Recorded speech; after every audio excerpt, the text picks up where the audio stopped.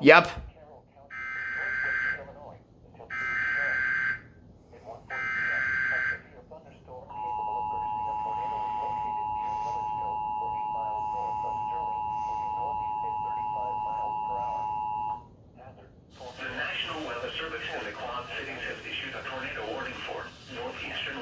County in northwestern Illinois, southeastern Carroll County in northwestern Illinois until 2 p.m.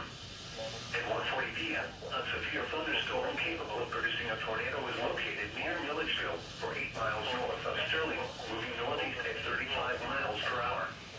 Hazard: tornado. Source: radar indicated rotation. Impact: flying debris will be dangerous to those caught without shelter. Mobile homes will be damaged or destroyed. Damage to roofs, windows, and vehicles will occur. Tree damage is likely.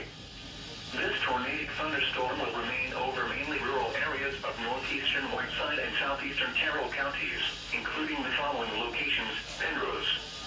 Take cover now. Move to a basement or an interior room on the lowest floor of a sturdy building. Avoid windows. If you are outdoors, in a mobile home, or in a vehicle, move to the closest substantial shelter and protect yourself from flying debris.